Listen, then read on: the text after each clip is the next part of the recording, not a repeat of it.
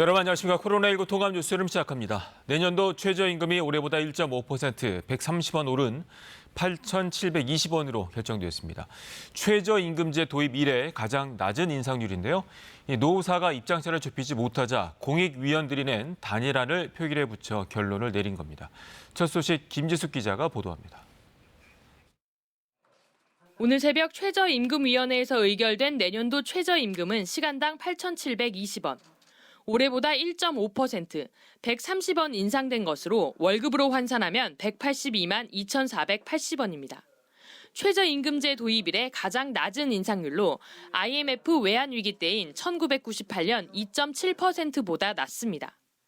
일자리와 노동시장과 그리고 경제 주체들을 갖다가 보호하고 우리 경제의 그 지속 가능성을 돈독하게 하는 데 중요한 어떤 의미를 11시간 넘게 심의를 이어간 최저임금위원회.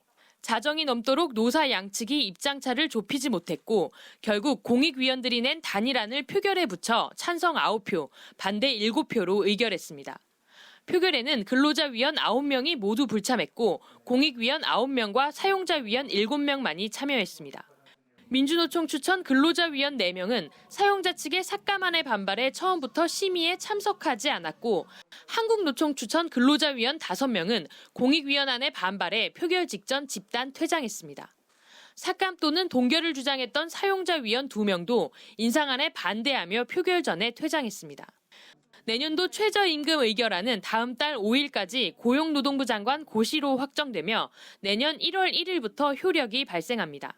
노사 어느 한쪽이 이의를 제기하고 이유 있다 인정될 경우 장관은 최저임금위원회에 재심의를 요청할 수 있습니다. KBS 뉴스 김지숙입니다. 고 박원순 서울시장의 연결식이 어제 치러졌습니다. 연결식은 유족 등 100여 명만 참석한 가운데 온라인으로 진행되는데요. 박 시장은 화장 뒤 고향인 경남 창녕, 선영에 안치됐습니다. 오대성 기자입니다.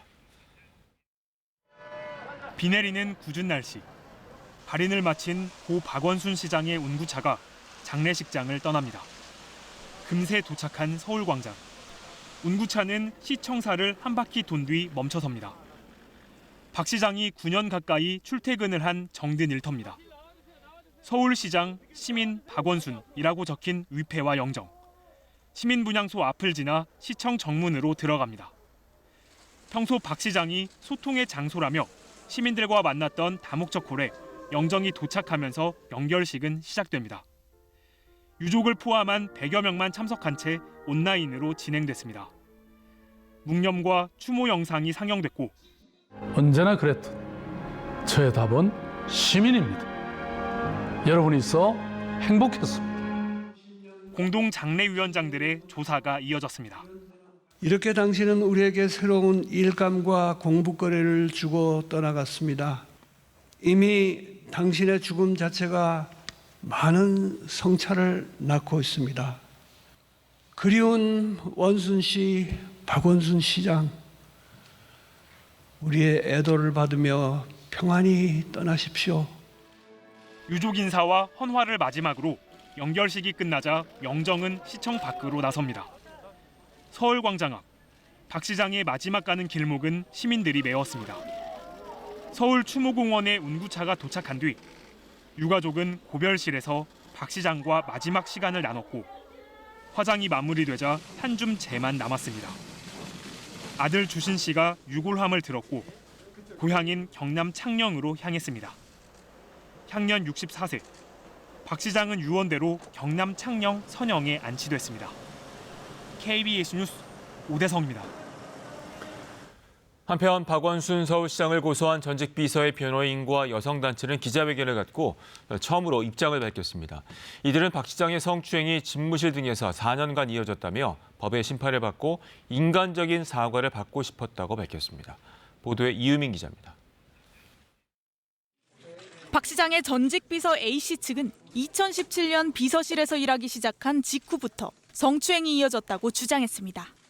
집무실과 내부 휴식 공간에서 신체 접촉을 요구했고 업무 이외 시간에도 SNS를 통해 부적절한 사진과 메시지를 전송했다는 겁니다.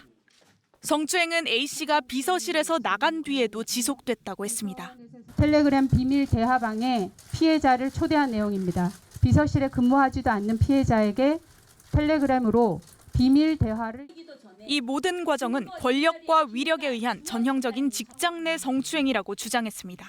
형사 고소를 더 이상 진행할 수 없는 상황이 되었습니다. 그러나 이 사건은 결코 진상 규명 없이 넘어갈 수 있는 사안이 아닙니다. A씨는 2달 전 변호인과 상담을 시작했고 자신의 휴대전화를 포렌식해 성추행 증거를 확보한 뒤 경찰에 고소장을 제출했습니다. 기자회견에 참석하지 않은 A씨는 직접 쓴 글을 통해 심경을 밝혔습니다. 안전한 법정에서 그분을 향해 이러지 말라고 소리 지르고 싶었습니다. 법의 심판을 받고 인간적인 사과를 받고 싶었습니다. 자신을 향한 비난과 추측에 두려움을 느낀다고도 전했습니다.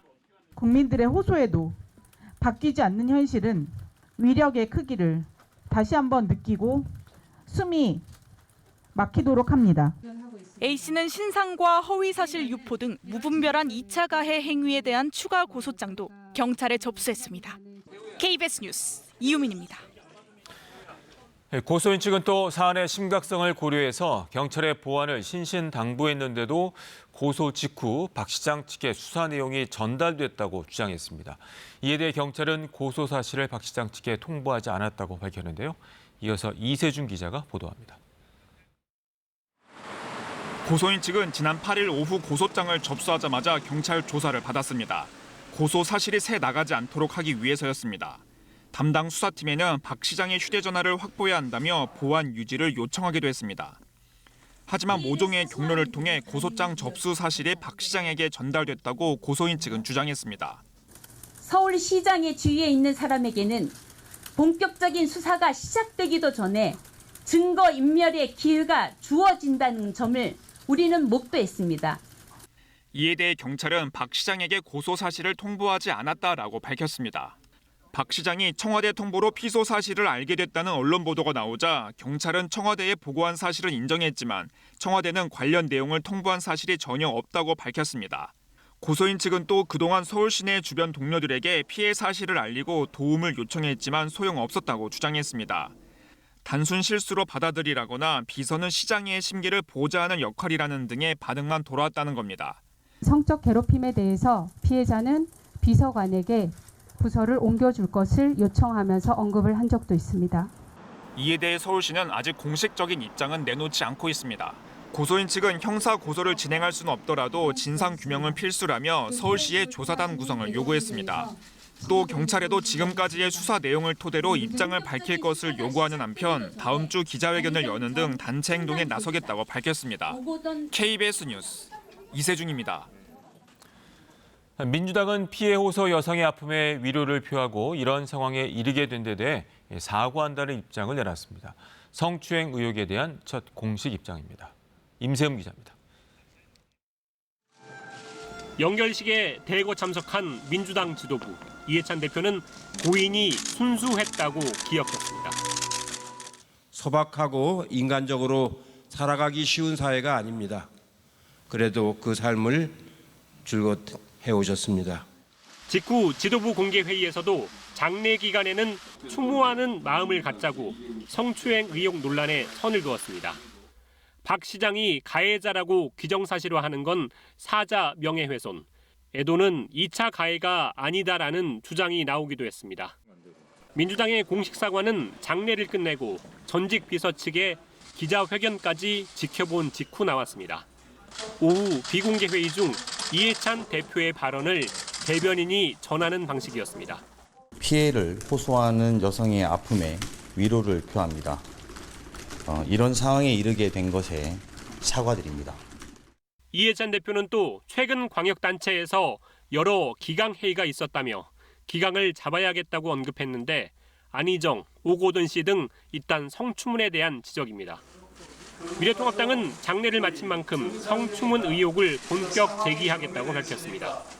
연교식이 끝나고 나면은 피해자에 대한 문제를 갖다가 거론을 안 할 수가 없어요. 다음 주 경찰청장 인사청문회에서도 이 문제를 다루겠다고 했습니다. 정의당도 경찰에게 기존의 조사 내용을 토대로 입장을 밝히라고 주장했고 서울시에는 진상조사를 요구했습니다. KBS 뉴스 임세웅입니다. 정부가 다주택자들이 집을 팔게 하려고 종부세와 양도세를 올리기로 했는데요. 집을 파느니 차라리 가족에게 증여하겠다는 움직임이 나타나고 있습니다. 이에 정부가 증여 관련 세금도 올리는 보완책을 마련하겠다고 밝혔습니다. 보도에 오현태 기자입니다. 부유층이 주로 이용하는 한 은행의 부동산 투자자문센터. 최근 들어 부동산 증여 관련 상담이 평소보다 2배 정도 늘었습니다. 불과 한 3, 4일 정도밖에 안 됐음에도 불구하고 증여에 대한 상담도 좀 늘어나고 있고요. 겸해서 이제 종부세 금액이 어떻게 될지에 대한 상담도 같이 꽤 많이 늘어나고 있는 중입니다. 이런 현상은 종합부동산세와 양도세 인상과 관련이 깊다는 게 업계의 분석입니다. 늘어난 종부세 부담에 집을 팔아야 하는데 양도세도 같이 오르다 보니 증여세가 양도세보다 적으면 증여를 택하는 겁니다. 현재 시세가 20억 원인 서울 강남의 이 아파트. 5년 전 11억 원일 때 샀다면 시세 차익은 9억 원입니다. 3주택자가 내년 6월 이후에 현재 시세로 집을 판다면 양도세율은 72%, 6억 7천만 원 넘는 세금이 나옵니다. 증여의 경우 공제액에 따라 차이가 나지만 그 대상이 배우자라면 4억 원대의 세금을, 자녀라면 6억 원대의 세금을 냅니다. 그러나 어떤 경우라도 양도세보단 부담이 적습니다. 다주택자들이 증여를 택하는 이유입니다. 또 집값 추가 상승이 기대되는 만큼 세금이 오르기 전에 증여하는 게 유리합니다. 시간이 갈수록 가치가 상승한다라는 기대 하에서는 지금 상대적으로 좀 저렴한 때에 재산을 증여를 해주면 나중에 그 가치가 상승하게 되면 그 가치 상승분에 대해서는 추가로 증여세를 물지 않아도 된다는 인식이 기본적으로 깔려 있다고 봐야 합니다. 결국 보유세를 올려 집을 내놓게 하겠다는 정부 의도가 먹히지 않을 수도 있다는 뜻입니다. 그래서 당정은 현재 최고 3.5%인 증여 취득세율의 인상을 검토 중입니다. 대책이 나올 때마다 시장은 새끼를 찾아 이를 회피하곤 했는데 이번에는 정부가 발빠르게 우회로를 차단하려는 움직임을 보이고 있습니다. KBS 뉴스 오현태입니다. 공직선거법상 허위사실 공표 혐의로 재판에 넘겨진 이재명 경기도지사에 대한 대법원 선고가 모레 16일 이루어집니다. 이 지사는 2심에서 받은 당선 무효형이 그대로 확정될 경우 지사직을 잃게 됩니다. 백인성 기자입니다. 지난 2018년 6.13 지방선거를 앞두고 열린 TV토론회. 이재명 경기도지사는 2012년 성남시장 재직 시절 친형을 정신병원에 입원시키려 했다는 의혹을 부인했습니다. 형님을 정신병원에 입원시키려고 하셨죠? 저는 그런 일 없습니다. 하지만 의혹이 계속되자 이 지사는 어머니가 친형의 정신질환을 보건소에 확인해보자고 해 진단을 요청한 것이라고 해명했습니다. 검찰은 그러나 선거운동 과정에서 나온 이 지사의 발언이 공직선거법상 허위사실 공표에 해당한다며 재판에 넘겼습니다. 결론은 엇갈렸습니다. 1심에선 해당 답변이 불분명하고 유권자의 판단을 그르칠 정도가 아니라며 무죄가 선고됐지만 2심에선 사실을 왜곡하는 정도의 일은 허위사실 공표라며 벌금 300만 원으로 지사직 상실형이 선고됐습니다. 지난 4월 심리를 시작한 대법원은 전원 합의체 논의를 거쳐 오는 16일 이 지사에 대한 선고를 하기로 했습니다. 이날 항소심 선고가 확정되면 이 지사는 지사직을 상실하게 됩니다. 하지만 대법원이 무죄 취지로 파기환송할 경우 이 지사는 지사직을 유지하게 되고 향후 대선 등 공직선거 출마에도 지장을 받지 않게 됩니다. KBS 뉴스 백인성입니다. 국내 코로나19 신규 확진자가 다시 60명대로 늘었습니다. 해외 유입 확진자가 꾸준히 증가하는 추세고 지역사회에선 집단 감염의 여파가 계속되고 있기 때문인데요. 이 방역당국은 입국자 관리를 강화했습니다. 김민지 기자입니다. 어제 0시 기준 국내 신규 확진자는 62명이었습니다. 이 가운데 해외 유입이 43명입니다. 중국 외 아시아 국가, 특히 필리핀과 우즈베키스탄 입국자의 확진 비율이 높았습니다. 해외 유입 사례는 최근 2주 동안 확진 사례 중 40% 이상으로 높은 비중을 차지하고 있습니다. 모든 해외 입국자는 2주간 자택이나 임시생활시설에서 격리되어 입국 3일 이내 전수 진단검사를 받고 있습니다. 따라서 해외 유입으로 인해 국내 지역사회로 확산될 가능성은 거의 없습니다. 하지만 해외 유입 확진자에 대한 격리와 치료가 필요한 만큼 방역과 의료 체계에 부담이 생길 수밖에 없습니다. 이에 정부는 어제부터 항만을 통해 입국하는 모든 외국인 선원은 14일간 의무적으로 시설 격리를 하도록 했습니다. 또 방글라데시 등 4개 나라에서 입국하는 모든 외국인은 어제부터 코로나19 음성 확인서를 의무적으로 제출하도록 했습니다. 지역사회에서는 집단 감염의 여파가 이어져 수도권과 광주에서 확진자가 나왔습니다. 서울에서 10명, 경기에서 3명, 광주에서 6명 발생했습니다. 방역당국은 최근 광주와 대전 지역의 확산세 모두 최초 연결고리로 방문 판매 업체를 지목했습니다. 그러면서 불법 무등록 방문 판매 업체에 대한 적극적인 신고를 요청했습니다. 방역당국은 또 여름 휴가철을 맞아 해수욕장 등 주요 휴가지에서의 방역수칙 준수도 강조했습니다.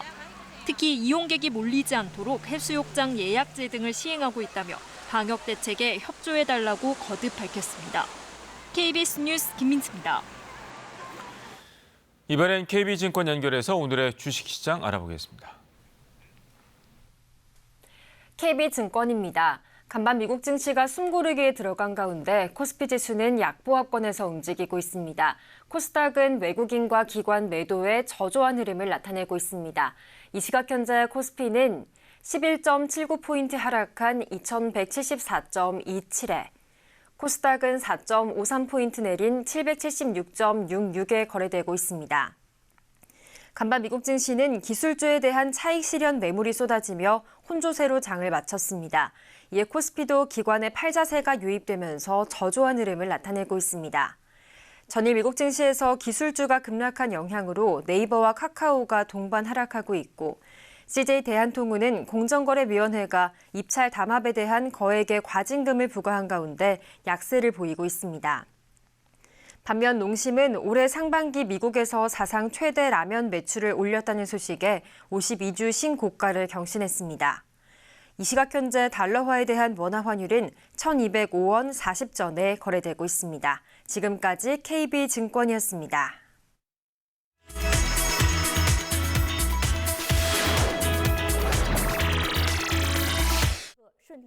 장시성 펑청시 열차역 인근이 홍수로 물에 잠기자 경찰과 자원봉사자가 고무보트로 열차 이용객을 호송해 화제입니다. 이틀 동안 200mm에 가까운 강우량을 기록하는 등 장시성 펑청시에 엄청난 폭우가 쏟아졌습니다. 펑청역 인근이 물에 잠겨 열차 이용객들이 꼼짝을 못하자 경찰과 자원봉사자가 선봉대를 결성해 열차 이용객 호송에 나섰습니다. 고무보트에 탈 수 있는 인원이 제한적이라 선봉대는 악조건 속에서도 승객 수송 속도를 높였는데요. 5시간 넘게 승객 수송에 나서 열차 이용객 2,000여 명을 호송했습니다. 这没想到还有这个铁道没显出这么大，我们萍乡那边还没下雨，这边还真不知道这个情况。 승객들은 하나같이 자신들을 호송해준 선봉대에 감동했다며 감사의 인사를 전했습니다. 코로나19로 인한 재택근무의 장기화로 사원들 간의 소통 부족이 새로운 문제로 떠오르는 가운데 기업마다 사원들의 원활한 소통을 위한 아이디어를 내놓고 있습니다. 사원 200여 명 가운데 절반이 재택근무를 하고 있는 IT 기업입니다. 이 회사에서는 잡담 SNS를 만들었는데요. 의자에 오래 앉아 있을 때의 요통 대책에서부터 취미인 달리기 관련 용품 소개, 업무 진행에 관한 질문 등 올라오는 내용은 다양합니다. 業務の不安もあるし、孤独みたいな心配っていうのも当然起き始めていて、SNS 機能をそこで実現させてみた。 인터넷 회의 시스템을 활용해 사원 대상 라디오 프로그램을 만든 기업도 있습니다. 진행자와 게스트 모두 사원입니다. 업무 내용이나 고민 등에 대해 이야기를 나눕니다. 이날은 새로 취임한 이사가 게스트로 출연했는데요. 진행자는 임원에게도 거침없이 질문합니다. 執行役員とか取締役ってどのように決まる、どうやったらなれるものなんですか、そもそも。 라디오를 듣는 사원은 질문이나 소감을 실시간으로 올립니다. 회사에서는 라디오를 통해 사원들 간의 소통이 활발해져 업무 진행도 원활해질 것을 기대하고 있습니다. 코로나19를 감기라고 경시하던 브라질 대통령 보우소나루가 코로나19 확진 판정을 받았는데요. 여전히 별거 아니라는 주장입니다. 세계보건기구가 효능이 없다고 밝힌 말라리아 약을 복용해서 괜찮다는 겁니다. 오히려 젊은이들에게 걱정 말고 일자리로 돌아가라고 강조합니다. But if you are affected by the virus, rest assured that for you, the possibility of something more serious is close to zero. 국민에게 사회적 거리를 두고 집에 머물라고 당부한 보건부 장관은 대통령에 의해 해임됐습니다. I took this medicine. I really did well, and you should do this also. His message could be a disaster.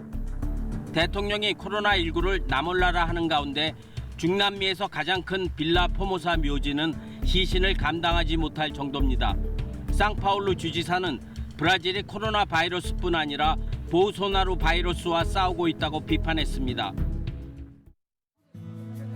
튀니지의 수도 튀니스. 이곳에서는 코로나 봉쇄 이후 자전거가 크게 인기를 얻고 있는데요. 코로나19 예방에 가장 효과적인 교통수단으로 여겨지기 때문입니다. Donc il y a beaucoup de gens qui se sont mis au vélo et il y a beaucoup de gens qui ont voulu apprendre à conduire un vélo. 특히 자전거를 배우는 여성들이 눈에 띄게 증가했습니다. Oui, c'est un symbole d'autonomie. C'est une manière pour les femmes en fait de s'approprier donc leur transport. 자전거를 애용하는 여성들은 자전거를 타면 안전함을 느낀다고 말합니다. Et une femme en vélo, elle peut sortir presque à n'importe quelle heure du jour et de la nuit. En vélo, on se fait pas embêter, on n'entend pas. 튀니지에서는 앞으로 자전거를 타는 여성이 더 늘어날 전망입니다. KBS 월드뉴스입니다. 더불어민주당이 지명한 공수처장 후보 추천위원 2명 중 1명이 N번방 사건 피의자를 변호한 사실이 알려지면서 하루도 안 돼 자진해서 사퇴하는 일이 벌어졌습니다. 유호윤 기자입니다. 내일로 다가온 공수처법 시행일을 앞두고 속도를 내고 있는 민주당. 민주당 몫의 공수처장 후보 추천위원 추천도 오늘 발표하겠습니다. 이제 공수처 출범을 위해 남은 것은 미래통합당의 협조뿐입니다. 그러면서 어제 오전 공수처장 후보 추천위 위원으로 김종철 연세대 법학전문대학원 교수와 장성근 전 경기중앙 변호사회 회장을 지명했습니다. 장성근 전 회장은 다양하고 오랜 법조 경력으로 공수처장 후보 추천 논의를 더욱 풍부하게 해줄 것이라고 선정 이유를 밝혔습니다. 하지만 장 전 회장은 지명 하루도 지나지 않은 어제 오후 자진 사퇴해야 했습니다. N번방 사건에 연루된 강모 씨를 변호한 사실이 알려지면서 논란이 일었기 때문입니다.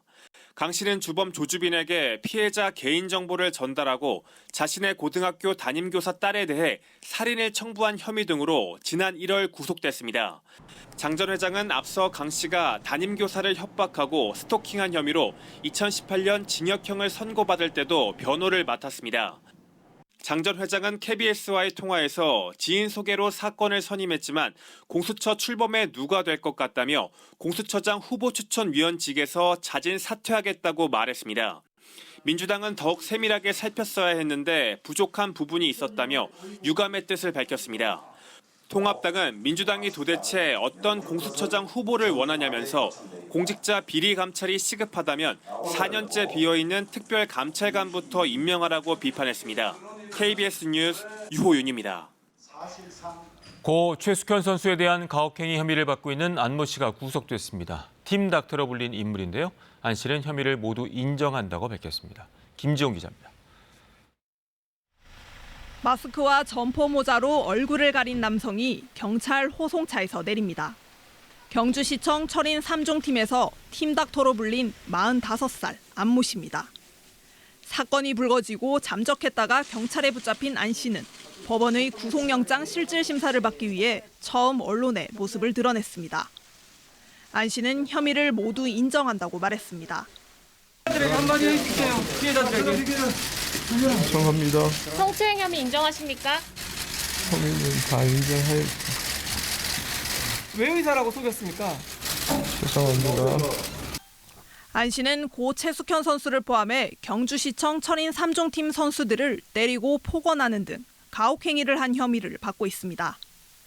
해외 전지훈련 과정 등에선 일부 선수들을 성추행한 혐의도 받고 있습니다. 또 의사나 물리치료사 면허 없이 선수들에게 치료비 명목으로 돈을 받고 불법 의료행위를 한 혐의도 함께 받고 있습니다. 법원은 안 씨에 대해 범죄 사실이 소명되고 도주 우려가 있다며 구속영장을 발부했습니다. 사건을 수사하고 있는 경북지방경찰청은 안 씨의 혐의를 입증하기 위해 고강도 수사를 벌인 한편 전 현직 선수 27명을 대상으로 추가 피해 여부도 조사하고 있습니다. KBS 뉴스 김지웅입니다. 지난 9일 경기도 이천에서 발생한 울트라 마라톤 사망 사고와 관련해 경찰이 음주운전자를 구속한 데 이어 이 주최 측의 안전관리 위반 문제도 수사에 나섰습니다. 위험한 야간 마라톤의 문제, 김영덕 기자가 취재했습니다.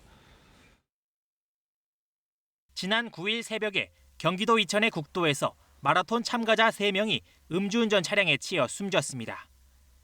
이 사고가 있기 약 6시간 전 사고 현장 부근의 한 도로. 승용차가 어두컴컴한 길을 달립니다. 잠시 뒤 경적을 울리며 휘청이는 차량. 갑자기 눈에 띈 마라톤 참가자를 간신히 피한 겁니다. 또. 붉은 신호봉을 등 뒤에 달았지만 대부분 가까이 다가가서야 보입니다. 일부 마라톤 참가자들은 도로 안쪽으로 달리기도 합니다. 경적을 울리며 피하는 아찔한 상황이 반복되면서 결국 경찰에 신고까지 했습니다. 제가 이거 사고 날 뻔했거든요. 장비 들고 뛰는 사람들도 이게 위험하다고 생각하는 게 이게 찻길로 나와서 뛰고 있거든요. 그러나 사고 순간조차 마라톤 참가자들을 인도로 안내하는 안전 요원은 찾을 수 없었습니다. 50m에서도 안 보이고 진짜 바로 앞에서 보일 정도? 요원분들은 따로 없었고요. 다른 차량들도 많이 놀란 나머지 급정거도 하고 이제 옆에 차선으로도 많이 이제 움직이고. 마라톤 주최 측은 도로 사용 승인을 받았다고 공지했지만 경찰은 건널목이나 인도로 달리는 것에 국한된 것이라고 밝혔습니다. 또 당시 112 신고가 접수되자 순찰차가 사람들을 인도로 안내했지만 그 뒤 다시 도로로 달리는 사람들이 나온 것으로 보인다고 밝혔습니다. 경찰은 관계자를 소환하는 등 주최 측의 안전조치 위반에 대한 수사에 나섰습니다. KBS 뉴스 김용덕입니다. 비구름이 남동쪽으로 빠져나가고 있어 서울 경기 지방은 비가 그쳐가고 있습니다. 오늘은 중부와 경북 지방은 낮까지, 강원 영동 지방은 오늘 오후까지, 전남과 경남 지방은 밤까지 비가 이어지는 곳이 있겠습니다. 제주도는 오늘 밤부터 다시 비가 시작돼 내일 아침까지 이어지겠습니다. 그 사이 예상되는 비의 양은 5에서 30mm 정도입니다. 오늘은 전국이 흐린 가운데 낮 기온이 25도 아래에 머물겠습니다. 한낮에 서울, 광주가 24도, 대구와 부산이 23도로 어제보다는 1도에서 4도 높겠지만 오늘까지는 더위가 주춤하겠습니다. 바다의 물결은 제주 남쪽 먼 바다와 동해상에 풍랑주의보가 내려진 가운데 4m까지 일겠습니다. 날씨 전해드렸습니다. 코로나19 통합 뉴스룸은 12시 뉴스에서 이어집니다. 고맙습니다.